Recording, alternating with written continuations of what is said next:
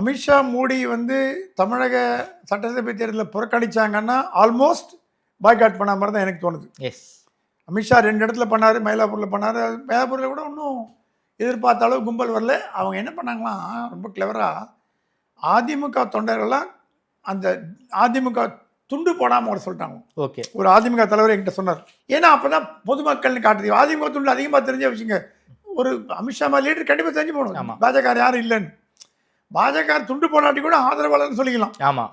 So அவங்கக்கிட்ட கொடுக்குமா. ஆனால் அது வந்து ஒரு எந்த விதமான இம்பேக்ட் கிரியேட் பண்ணல. அமித்ஷாலாம் இன்டெலிஜென்ஸ் போயிட்டு தரும். மொத்தமே வந்ததில் 1000 பேர் தான் பாஜக கூட இல்லைன்ற மாதிரி, பொதுமக்கள் யாரும் இல்லை. அது இல்லாமல் என்ன ஆயிடுச்சு, அந்த சுற்று வட்டார நாளுக்கு நடைபாதைகள் வியாபாரிகள்லாம் அடித்து விரட்டப்பட்டதுனால, கோயிலுக்கு போடாமல் தடுத்ததுனால ஜனங்களுக்கு பாஜக மேலே ஒரு வெறுப்பு வந்துடுச்சுன்னு சொல்லலாம். அமித்ஷா வந்து தப்பு இல்லை. அவர் வந்து நாகேஸ்வரா பார்க்கில் பண்ணிக்கலாம், வேறு எங்கே லஸ்ஸில் பண்ணிக்கலாம், ஆழ்வார்பேட்டில் பண்ணிக்கலாம், ஸ்டாலின் பண்ண மாதிரி சாம்கோ ஹோட்டல்கிட்ட பண்ணிக்கலாம், அந்த மாதிரி பண்ணிக்கலாம். Okay sir. மயிலாப்பூர் என்பது ஹார்ட். சார் நீங்கள் சொல்கிற எல்லா ஏரியா இடத்துலையும் மெட்ரோ ஒர்க் போயிட்டு இருக்கு சார். லஸ்லியும் மெட்ரோ ஒர்க் போயிட்டு இருக்கு, ஆழ்வார்பேட்லையும் மெட்ரோ. பீச் ரோட்டில் பண்ணிக்கலாமே. பீச் ரோட்டில் மெட்ரோ ஒர்க்குன்னா அப்போ ஏதாவது ஒரு கிரவுண்டு மாதிரி பிஎஸ் ஸ்கூல் கிரவுண்ட் இருக்குது. பிஎஸ் ஸ்கூல் கிரவுண்டில் 2000, 3000, 4000 பேர், 5000 பேர் வரலாம். பெரிய மைதானம் அது. 50 ஏக்கர் என்னமோ whatever, I don't know. Alternate site கண்டுபிடிக்க ஒன்றும் கஷ்டம். இவங்க மயிலாப்பூர்லேயே வச்சுக்கணும்னால கோயிலுக்கு போக முடியாத கோவப்பட்டவங்க, நடைபாதிக வியாபாரிகள் 2 நாளாக க்ளோஸ்டு. முந்தின நாளும் க்ளோஸ், அடுத்த நாளும் க்ளோஸ்டு. அவங்க வாழ்வாதாரம் பாதிக்கப்பட்ட எப்படி பாஜக போட்டு போடுவோம். பக்தர்கள்லாம் வந்து கோயில் போடாமல் தடுத்தியாப்பாங்களே. அன்றைக்கி முக்கியமான டே வேறு, பிரதோஷமாக என்னமோ தெரியலாம், நான் ஷுர். ஸோ இந்த மாதிரி ஒரு சுச்சுவேஷனில் என்ன ஆகி போச்சுன்னா, மோடி அமித்ஷா வந்து அவங்களுக்கு இன்டெலிஜென்ஸ் ரிப்போர்ட் போயிடுது. ஸோ ஃபோக்கஸ் வந்து வெஸ்ட் பெங்காலில் போயிடுது.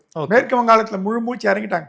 மோடி இந்த வாட்டி மேற்கு வங்காளத்தில் பிரச்சாரம் பண்ண மாதிரி எனக்கு தெரிஞ்சு எந்த மாநிலத்திலும் பிரச்சாரம் பண்ண மாதிரி நான் 50 வருஷம் அரசியல் அதில் பார்த்ததில்லை. ஆனால் ஏன்னா அவங்களுக்கு ஏதாவது ஒரு ஸ்டேட்டை பிடிக்கணும். மேபி தமிழ்நாடு கைவிட்டு போயிடுச்சுன்னு தெரிஞ்சிருக்கலாம். You don't know. அமித்ஷா சும்மா பேச்சுக்கு வந்து ரொம்ப தொந்தரவு பண்ணாங்க, வந்துட்டு போயிட்டார். ஒரு 2 தொகுதி மட்டும் பண்ணிட்டு போயிட்டார். முதல்ல இருந்தே அமித்ஷா வந்து சொன்னாராம், இது வந்து கூட்டணி வந்து வேணும்னு கேட்டார். எல்லாம் வாசகம் தான் அவங்க தான் பண்ணாங்க. ஆனால் சாய்ஸ் ஆஃப் கேண்டிடேட்டில் வந்து டெல்லி தலைமை ஏமாற்றப்பட்டதாக லேட்டாக புரிய வச்சுட்டாங்க. ஓகே. நல்ல கேண்டிடேட் போடல, நல்ல சீட்டு வேறு வாங்கலை. 2 காரணம். நல்ல சீட்டு வாங்கலை. எல்லா திமுக அமைச்சர்களுக்கு எதிராக திருவண்ணாமலை வேலுக்கார போட்டால் எப்படிங்க முடியும்? வேடிக்கையாக இருக்குது. இதெல்லாம் நீந்தி கரையேற சாத்தியமாக அது. ஸ்டாலின் போட்டு யாராவது ஜெயிக்க முடியுமா? ஸ்டாலின் தொகுதி உதயநிதி சொல்லலாம் கொடுத்தா தொகுதியாக அது வேஸ்ட்டு. அதெல்லாம் மைனஸ் பண்ணோம். எஃபெக்டிவாக தொகுதி பார்த்தீங்கன்னா 4-5 தொகுதி மேலே இல்லை. ஸோ 4 தொகுதிக்கோசரம் பிரைமரி உள்துறை அமைச்சர் வரணுமான்னு கேன்சல் பண்ணிட்டாங்க. இப்போ சாய்ஸ் ஆஃப் கேண்டிடேட்டு தப்பாக போனது காரணம் மத்திய பாஜக இல்லை, ஸ்டேட் பிஜேபி, சேம் பிஜேபி. அதுக்கு பியூஷ் கோயலும் ஓரளவுக்கு, ஒரு பியூஷ் கோயலுக்கு யாருன்னு தெரியாதவர். அவர் குட் கேண்டிடேட், நல்லா பேசுகிறார், ரைட் கை தட்டுறாரு, போயிட்டார். லோக்கல் தலைமை பொறுப்பேற்காம விட்டுடுச்சு. ஓகே. ஸோ லோக்கல் தலைமை மாறப்படுவார் என்று ஒரு பேச்சு அடிபடுறது. ஏன்னா இவரே போக சொல்லலாம், இல்லை அவங்களே மாற்றலான்னு. அண்ணாமலை நேரத்துக்கு மறுபடியும் ஒரு வரா, திருப்பி ஆக்கியபை பண்ண வரா அப்படிங்கிறதுலாம் இட்ஸ் எ கொஸ்டின் மார்க். இல்லை அவரை ஆந்திராவிலேருந்து எம்பி ஆக்கி கொண்டு போய் டெல்லியில் கொண்டு போய் உட்கார வச்சு அழைக்க பார்க்குறாங்களா தெரியாது. இப்படி ஏதாவது ஒரு மரியாதை கொடுப்பாங்க. ஸ்டேட் தலைமை கொடுக்கலாம். அது என்ன அவருக்கு கேட்பாங்க என்ன வேணும்னு. ஸ்டேட் தலைமை எடுத்தா ஸ்டேட் தலைமை கொடுத்தாலும் திருப்பி, ஏன்னா நோட்டாலேருந்து 18 கொண்டு போயிட்டு 18 நோட்டாக கொண்டு வந்துட்டாங்க இப்போ. ஸோ திருப்பி 10வது கொண்டு போகிறோன்னு பார்த்தப்படலாம். ஆனால் அண்ணாமலை இந்த வாட்டி சொல்லலாம், தமிழ்நாடு என் கண்ட்ரோலில் இருக்கணும், நீங்கள் தலையிடக்கூடாது. அதுக்குன்னா ஓகேனா ஓகே. பார்லிமெண்ட் தேர்தல் நான் சொல்ல கேண்டிடேட் தான் போகணும். நீங்கள் மேலே திணிக்கூட உங்களுக்கு எனக்கு தெரியாமல் மேலே போய் ரெக்கமெண்டேஷன் வாங்கிட்டு வந்த மாதிரி எம்பி பண்ணக்கூடாது. எங்கிட்ட பொறுப்பு விட்டுருக்கேன், நான் விஜய் உங்களுக்கு வேணும் 20 சீட்டு நான் ஜெயிக்க வச்சு காட்டுறேன் அப்படின்ற மாதிரி கண்டிஷன் போட்டு பண்ணிட்டு வரலாம்னு தோன்றுறது. இது எல்லாமே வந்து மே 10க்குள்ளே நமக்கு ஒரு ஐடியா கிடச்சிடும். ஓகே. காங்கிரஸில் வந்து பார்த்தீங்கன்னா செல்வ பெருந்தகை ராஜினாமா பண்ணணும்னு அவசியம் இல்லை. கொடுத்து 10 நாள் ஆகிடுச்சு. ராஜினாமா கொடுத்துட்டாரு. அதை வந்து வெளியில் சொல்லலை. தேர்தலுக்கு பிறகு ராஜினாமா பண்ணிட்டார். அதனால தான் அவர் வந்து சொல்லிட்டு போயிட்டார், ராஜினாமா பண்ண போகிறேன். என்ன பண்ணியாச்சுன்னு அவருக்கே தெரியும். மாணிக்கம் தாக்கூர் பேர் அடிபடுது. ஒரு நம்ப தகுந்த வட்டாரங்கள் சொன்னாங்க, மாணிக்கம் தாக்கூர் கூட சொன்னாராம் ராகுல் காந்தி, நீங்கள் வந்து எப்படி தமிழ்நாடு பாஜகவை திராவிட பாஜகன்னு சொல்கிறோமோ, திராவிட காங்கிரஸ் சொல்லக்கூடாது. நாளைக்கு ஸ்டாலினே முதலமைச்சராக வந்தால் கூட எதிர்க்கும் குரல் பாஜக எதிர்க்கலையா? திமுகவும் அதிமுகவும் நீங்கள் அந்த மாதிரி போகிறீங்க, ஏன் ஜாலராக அடிக்கிறீங்க? ஸ்ட்ராங் ஆப்போசிஷனாக இருக்கணும். அப்போ தான் வளர்க்க முடியும் கட்சியை. ஒரு 2 தேர்தல் தோற்று போட்டால் பரவாயில்ல. பாஜக பாருங்கள் எப்படி பண்ணிது. வாக்கு எய்த்தது அப்படின்னு பாஜக சுட்டி காட்டி குட்டியாடி பேசினாலாம். ஸோ மாணிக்கம் தாக்கூரோட ஒரு பர்சனல் ஆடியன்ஸ் இருந்ததுனால ஜோதிமணி விட்டு கொடுத்துட்டாங்களாம் மாணிக்கம் தாக்கூரை வரட்டும்னு. ஓகே. கார்த்தி சிதம்பரம் அவருக்கு ரேஸ் ஓடுது. கார்த்தி சிதம்பரம் 2 பேர் பார்த்தீங்கன்னா ரொம்ப ஆன்டி டிஎம்கேனா மாணிக்கம் தாக்கூர் தான். So Sasikanth Senthil also race இருந்தார். இப்போ அவரும் லைட்டாக கேள்விப்படுறோம். ஸோ மாணிக்கம் தாக்கூர் அடுத்த தமிழ்நாடு காங்கிரஸ் கமிட்டி தலைவராக வந்து காங்கிரஸை மீட்டெடுத்து, ஏன்னா காங்கிரஸில் சொல்லிக்கிற மாதிரி தலைவர் யாரும் இல்லைங்க. காமராஜர், மூப்பனார், வாழப்பாடி, ராம்பூர் இந்த எல்லா காலெலாம் போச்சு. எப்படி பாஜகவில் யாரும் இல்லை அண்ணாமலை வந்தாரோ அது மாதிரி காங்கிரஸில் யாரும் போச்சு. வாழப்பாடி, மூப்பனாருக்கு யாரும் கிடையாது. அப்புறம் அப்படி இருந்தாங்க. ஸோ அங்கேயும் ஒரு நல்ல தலைமை, எஃபெக்டிவ் தலைமை ராகுல் ஆசைப்படுறாங்க தேவைன்னா மாணிக்கம் தாக்கூர் பண்ணுவான்னு சொல்கிறாங்க. சத்தியமூர்த்தி மௌனம் கமலாலையும் ஒரே தட்டில் வச்சு பார்க்குற லெவலுக்கு வந்துடுதுன்னா அது ஒரு துரதிருஷ்டமான சம்பவம் தான் சொல்ல முடியும். Okay sir. குறிப்பாக தமிழ்நாட்டில் வந்து பாஜக பெருசாக பெர்ஃபார்ம் பண்ணாதுன்னு தெரிஞ்சு தான் மோடியும் அமித்ஷாவும் தமிழ்நாடை வந்து டீலில் விட்டாங்களா சார்? டீலில் விட்டதுக்கு மெயின் காரணம் வந்து கொடுத்த பணம் ஒழுங்காக போய் சேரல. என்ன சார் சொல்கிறீங்க? 20 கோடி ஏ சென்டருக்கு, பி சென்டருக்கு 15 கோடி, சி சென்டருக்கு 10 கோடின்னு அது இல்லாமல் 40 லட்ச ரூபா அக்கௌண்ட் ஓப்பன் பண்ணி கட்டிட்டாங்க. இது அஃபிஷியல் பேமெண்ட். இது வந்து செலவுக்கு தேர்தல் எலெக்ஷன் கமிஷன் அதிகாரப்பூர்வ செலவு. ஆமாம், அதிகாரப்பூர்வ 40 லட்சம் அக்கௌண்ட்டில் கட்டி. இது வந்து கட்சி தலைவனுக்கு ஜிபேல பண்ண முடியும். கட்சி தலைவனுக்கு coffee, tiffin, breakfast, lunch, dinner whatever கொடுக்கணும் பண்ணோம். இவங்க என்ன பண்ணாங்க, எல்லாம் சொல்ல மாட்டேன், ஒரு 10-15 பேர், 27 15 பேர் அந்த 20 கோடியில் வந்து 18 கோடியை அமுக்கிட்டாங்க. அமுக்கிட்டு தொண்டர்கள் காசே கொடுக்கல. 2 நாள் 3 நாள் வந்தால் சில பேர் சொன்னாங்க வீட்டிலேருந்து தயிர் சாதம் கட்டி கொண்டு சாப்பிட்டுங்களேன் அப்படின்னாலும் எந்த சொல்லுங்க பண்ண டிஎம்கேல அப்படி இல்லைங்க. கரெக்டாக 8 மணிக்கு அட்டெண்டன்ஸ் வரணும். பேர் ராமசாமி, கிருஷ்ணமூர்த்தி, முரளி, இந்தா 1000 ரூபா செலவுக்கு வாங்கிக்கோ, காப்பாடு டோக்கன், பக்கத்தில் ஹோட்டல் டோக்கன், சாப்பாடு, லஞ்சு, பிரேக்ஃபாஸ்ட், வேலை யாருமே குடிச்சாகவும் வேலை செய்கிறோம். ஏடிஎம்கேல அந்த மாதிரி தான். திராவிட கட்சிகள் தொண்டர்கள் வேலை செய்யறதுக்கு காரணம் அண்ணா இருக்கும்போது சொல்லுவார், ஒரு சிங்கிள் டீ குடிச்சிட்டு இரவெல்லாம் போஸ்ட் ஓட்டுவான்னு. அந்த அண்ணாவோட போச்சு. இப்போ திமுக கூட பணம் கொடுத்தா தொண்டர்கள் வேலை செய்யணும்.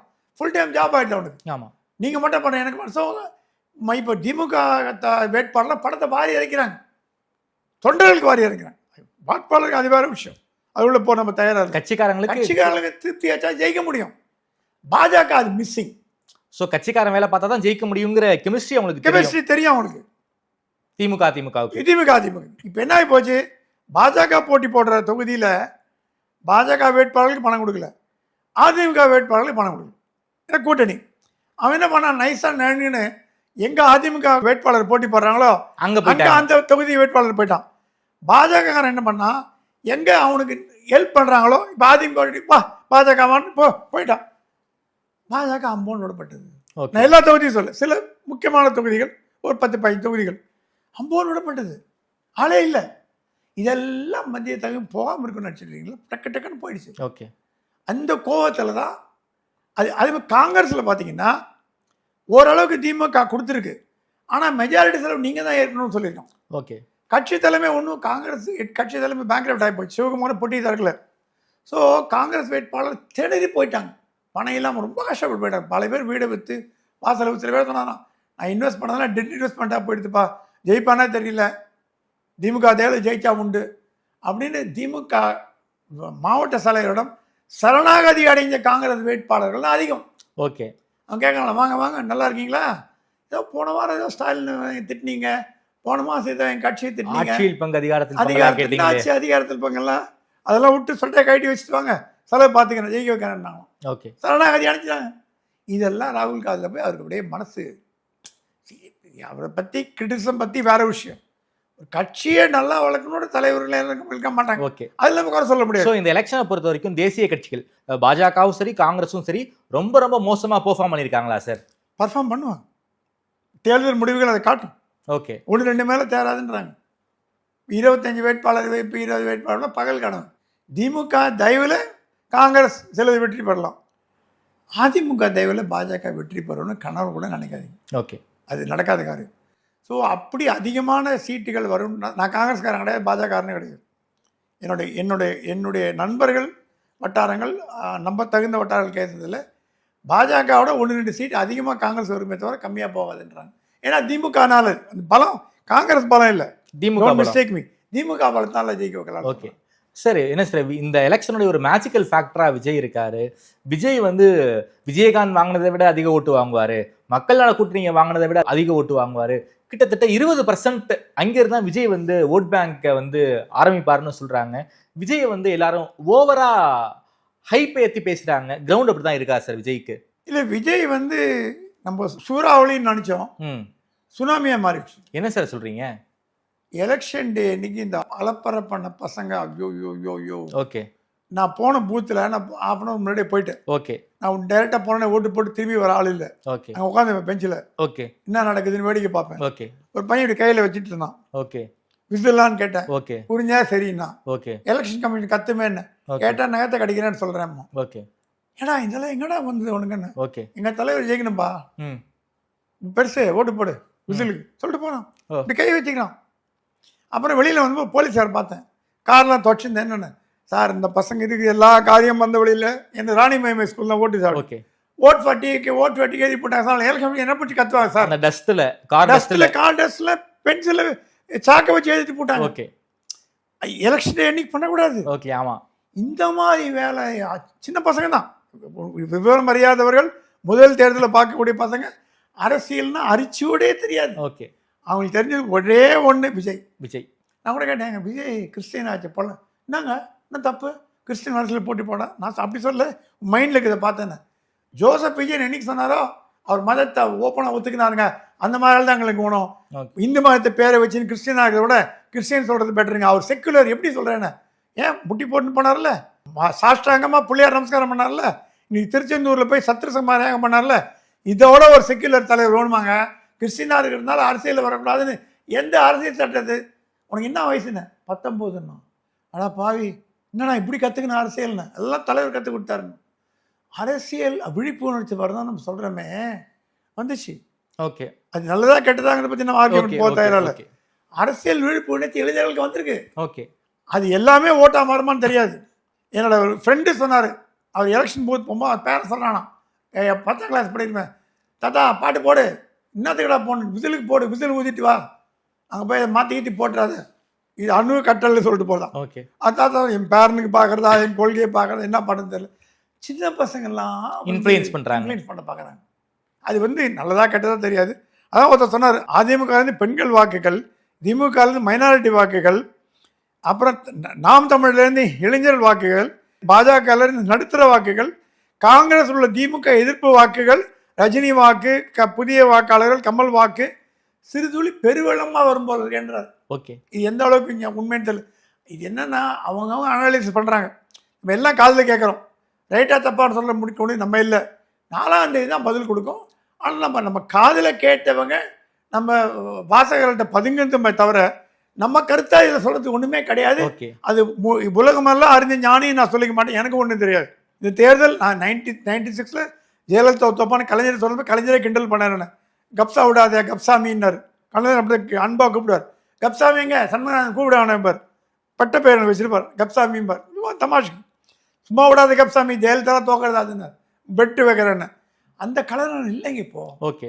அதை கூட சொன்னேன், 2 வருஷம் அதிமுக இருந்தாச்சு, அடுத்து ஸ்டாலின் தான் வருவார் 2000 சொன்னேன். அது எப்படி 3ஆவது வாட்டை வருவார்? இல்லைங்க நம்ம பூத் எனக்கு 10 வருஷம் 15 வருஷம் போகிறதுக்கு கேரளாவோ வெஸ்ட் பெங்காலோ கிடையாது, ஜோதிபாசு கிடையாது, ஸ்டாலின் வருவான்னு வந்தார். இந்த தேர்தலில் எந்த கணிப்புமே பலிக்க போகிறது இல்லைன்னு என்னோட கருத்து. அதுக்கு காரணம் Vijaya sir? Vijay fact sir. Vijay பெருசாக பிரச்சாரத்துக்கு போல, பல்வேறு இஷ்யூக்கள் அவர் மேலே வந்து எழுப்புறாங்க, அதையும் மீறி அவ்வளோ ஓட்டு வாங்குறாருன்னா அதுக்கு என்னதான் சார் காரணம்? நீங்கள் ஒரு கேள்வி கேட்டேங்க, விஜயகாந்த் மேலே ஒரு நம்பிக்கை இருந்தது.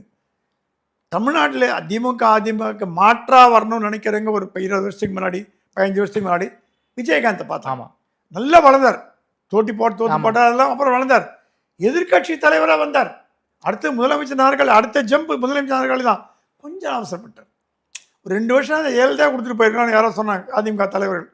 அவர் கூப்பிட்டு இப்படி அஜித் கூப்பிட்டுறாங்க, அந்த மாதிரி விஜயகாந்த் விஜய் வந்து உட்காருங்க, ஏன்னா ஜெயலலிதா விஜயகாந்த் பிடிக்கும், அந்த ஒரு தைரியசாலின். ஏதோ சம்திங் நடந்து போச்சு, அது இனிமேல் சரித்திரத்தை மாற்ற முடியாது. எப்போவுமே நம்ம எனக்கு 3ஆவது ஆல்டர்னேட் தேடுவாங்க, அந்த இடத்துல டக்குன்னு வந்து விழுந்தவர் அண்ணாமலை. ஓகே. எல்லாரும் பின்னாடி போக ஆரம்பித்தாங்க, இளைஞர்கள், யூத்து கீத்தெல்லாம். அண்ணாமலை பதவி விட்டு எடுத்த உடனே எல்லாம் பேக் அடிச்சிட்டாங்க. இந்த வாட்டி அண்ணாமலை சொல்லி பல இளைஞர்கள் பாஜக வாக்கு போடல நம்ம கேள்விப்படுறோம். பல இடங்களில் பாஜகவுக்கு வாக்கு போடல. மனசாட்சி பிரகாரம் போட்டாங்க. தாவகாக இருக்கலாம், நாம் தமிழர் இருக்கலாம், அதிமுக போடாமல் இருக்கலாம், நமக்கு தெரியாது. ஆனால் இந்த ஆல்டர்னேட் ஃபோர்ஸாக அண்ணாமலைக்கு அடுத்து பார்க்கப்பட்ட முகமாக இருந்தவர் விஜய். அது ஜெயிப்பாரா இல்லையா நான் அதுக்குள்ளே போக தயாராக இல்லை. அவங்க எப்பவுமே தேடுதல் வேட்டில் இறங்குவாங்க. திராவிட கட்சிகளுக்கு மாற்றா யார் வருவார், அண்ணாமலை அப்படின்ற வந்தார், அவரை ஒன்றில்லாம் பண்ணிட்டீங்க, விஜய் பிடிச்சிட்டாங்க. அது ஒரு காரணம். இதெல்லாம் விஜய் ரசிகர்கள் தமிழ்நாட்டில் உலகம் முழுக்க இருக்காங்க, அது ஒரு காரணம். மக்கள் மாற்றத்தை விரும்புகிறாங்களான்னு கேட்டால் விரும்புகிறார்கள் காரணம். ஆனால் விஜய் தனித்து ஆட்சியை பிடிச்சி முதலமைச்சராக கேட்பாங்க, அதுக்கு 4ஆம் தேதி தான் பதில் சொல்லணும், நம்ம யோசிச்சு சொல்ல முடியும். சார் அண்ணாமலை அடுத்து என்ன பண்ண போறாரு சார்? அண்ணாமலை நான் இன்றைக்கி முக்கியமான பாஜக தலைவர்கிட்ட பேசி சும்மா டெய்லி காலைல கூப்பிட்ற மாதிரி பேசியிருந்தேன். சொன்னார் அநேகமாக தேர்தலில் ரிசல்ட் நாங்கள் எதிர்பார்த்த மாதிரி வரும்னார். எதிர்பார்த்த மாதிரி 27 2 வரும் அப்படின்னாரு. என்னங்க எப்படி சொல்கிறீங்கன்னா, அதான் நாங்கள் எதிர்பார்த்தது, அதுக்கு என்னங்க பண்ண முடியும்னு கேட்டார். என்ன பண்ண போகிறீங்க கேட்டாங்க. ஒன்று இவரே ராஜினாமா பண்ண சொல்லுவாங்க, டெல்லி கூப்பிட்டு ராஜினாமா பண்ண சொல்லுவோம். அப்போது திருப்பி நோட்டாலேருந்து 18 கொண்டு போய் 18லேருந்து 2 3 கொண்டு வந்த சிச்சுவேஷன் வந்தாச்சு. அண்ணாமலை கூட்டு மறுபடியும் உட்கார வச்சு மாநில தலைவராக்கி திருப்பி கட்சி வரலன்னு சொல்லலாம். அண்ணாமலை சில கண்டிஷன்லாம் கூட போடலாம். என்னோடய கட்டுப்பாட்டில் இருக்கணும், நான் சொல்லப்படுறதை கேட்கணும், கோஷ்டி போதல் இருக்கக்கூடாது, ஃபுல் கண்ட்ரோல் எங்கிட்ட கொடுக்கணும், அந்த மாதிரிலாம் கேட்கலாம். இல்லை அது சரி வரனா நம்ம எம்பி ஆந்திராவிலேருந்து எம்பி ஆகி ராஜ்யசபா கொண்டு போய் உட்கார வச்சுட்டு ஏதாவது தலைவராக போடலாம், இளம் தலைவர்கள் யாராவது தேடலாம். சார் இன்னொரு ராஜ்யசபா எம்பி இருக்காரே சார், மினிஸ்டராகவும் இருக்காரே சார். மினிஸ்டராக இருக்கார், பட் தேர்தல் தோற்று போனால் அவர் என்ன ஆவார்னு தெரியலையே. அது சில கண்டிஷனோடு தான் கொடுத்துருக்கலாம். இப்போ சில முன்னாள் ஆணையர்கள் இந்நாள் மந்திரிக்கெல்லாம் மோடி சில கண்டிஷனோடு தான் கொடுத்தாராம். ஜெயிச்சாலும் தோத்தாலும் இதான் அவங்க கடைசி தேர்தல். ஓகே, நீங்கள் இருக்கிற பதவி ராஜினாமா பண்ணிடணும், இல்லை இன்னும் புது பதவி கேட்கக்கூடாது, அடுத்த எலெக்ஷன் தேர்தலும் கேட்கக்கூடாது அப்படின்னு கண்டிஷனோட சில பேர் கொடுத்தா கேள்விப்படுறோம், தெரியாது நமக்கு. அப்படி இருக்கும்போது ராஜ்யசபா ஆந்திராவில் இப்போ காலியாக இருந்துன்னு கேள்விப்படுறோம். பவன் கல்யாணோட இது அண்ணாமலை போயிட்டாருன்னா எம்பி ஆகிடுவார். அப்புறம் கேபினெட் கொடுக்கணும்னு கஷ்டம் கிடையாது. ஓகே, ஏன்னா முருகன் இருந்தாலும் இருக்காட்டியும் இன்னொரு கேபினெட் கொடுக்கலாம், முருகன் எடுத்துட்டு கேபினெட் பண்ணலாம். அது என்ன பண்ணுவான் நம்ம ஜோசியை சொல்ல முடியாது. ஓகே, ஸோ அந்த 2 ஆப்ஷனில் எதை சூஸ் பண்ணுறாங்கிறத பொறுத்து அடுத்து தமிழ்நாடு பாஜக தலைவர் யார் வராங்கிறது பார்க்கணும். பாஜக தலைவர் மாற்றப்படுவது உறுதின்னு சொல்றீங்க அப்படின்னா வாய்ப்புகள் இருக்கு. உறுதின்னு சொல்ல முடியதுக்கு நம்ம மோடியோ அமித்ஷாவோ கிடையாது. ஸோ வாய்ப்புகள் இருக்கு. ஏன்னா பேட் பர்ஃபார்மன்ஸ் பண்ணான்னா அதுக்கு உண்டான தண்டனை அனுபவிச்சாங்கன்னா யார் தலைமையாக இருக்காங்களோ அவங்க தான் தண்டனை எடுத்தாகணும். தொண்டனை போய் தண்டிக்க முடியாது, நீங்கள் தலைமை தான் எடுத்தாகணும். ரொம்ப நன்றி சுவாமி சார். தமிழகத்தை பொறுத்த வரைக்கும் 2 தேசிய கட்சிகள்லையும் தலைவர் மாற்றம் நடப்பதற்கு நிறைய வாய்ப்புகள் இருக்குன்னு சொல்றீங்க. எலெக்ஷன் ரிசல்ட்டுக்கும் இன்னும் ரொம்ப கம்மியான நாட்கள் தான் இருக்கு. மே 4 அன்னைக்கு சந்திப்போம் சார். நேரில் பேசியவங்க நன்றி சுவாமி.